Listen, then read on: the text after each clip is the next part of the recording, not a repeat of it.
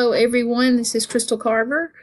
I am probably one of the older people in this group. I just turned 50 back in January. I noticed that some of you folks are so young.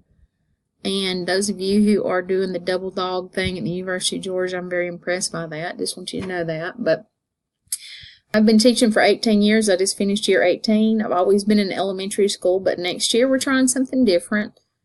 My elementary school is changing to a middle school, but it's going to be grades 5 and 6. So I'm going to teach 5th grade science and social studies. So I'm looking forward to the change, looking forward to having a longer planning period. So we'll see how that goes. I'm married, been married for 8 years, didn't get married until I was almost 42, so I didn't feel I was ready before that. Have 2 stepsons. My husband's name is Terry. He has a job where he travels. He's originally from Romesville, North Carolina, so that's where our house is, but since he works away from home, I've kept my job in Georgia, and we just make it work. We only see each other pretty much on the weekends and when I have breaks from school, but so far, so good. It's working. I love to read. Not necessarily anything, but I love to read. And I love spending time with my family and watching Westerns. I love to watch Westerns. My husband and I are both interested in Westerns, so that's something that we do a lot. And John Wayne is the bomb. All right, memorable issues involving gifted students.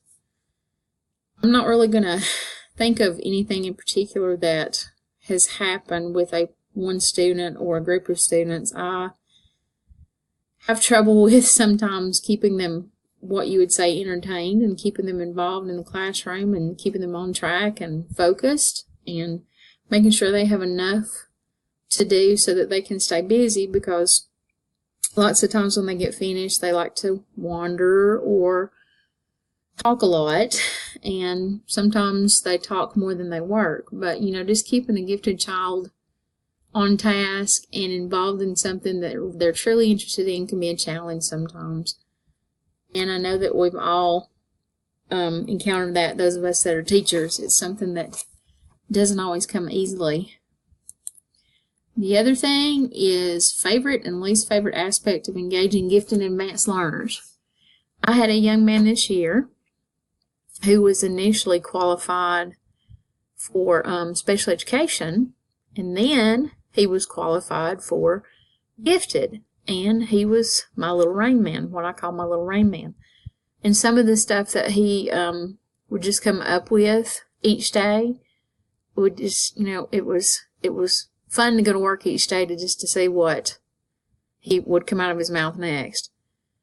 And he was into sci-fi. He has an aunt who lives in California, and she would send him some of the coolest shirts you've ever seen. She had a Darth Vader shirt that was tie-dyed and just different things, and he always had something neat to say. The least favorite thing about working with gifted children is probably the pressure that you experience sometimes from parents. Their child has always made A's. They will tell you very quickly, and they expect them to continue to make A's, even though that's not necessarily a good thing. And I noticed that someone else that posted a video said that they had difficulty with gifted egos. I agree with that. Sometimes these students have an ego. They think they're better than other students in the classroom, and they can be pretty cocky. But that's something that you just have to deal with on an individual basis and get past, and let them know that, we're all in the same boat and we're all there for the same reason. I'm excited about this degree. I am nervous also because it's been so long since I've been in school, but hopefully we can all pull together and work together and we can get through this. So good luck to everybody. Thank you.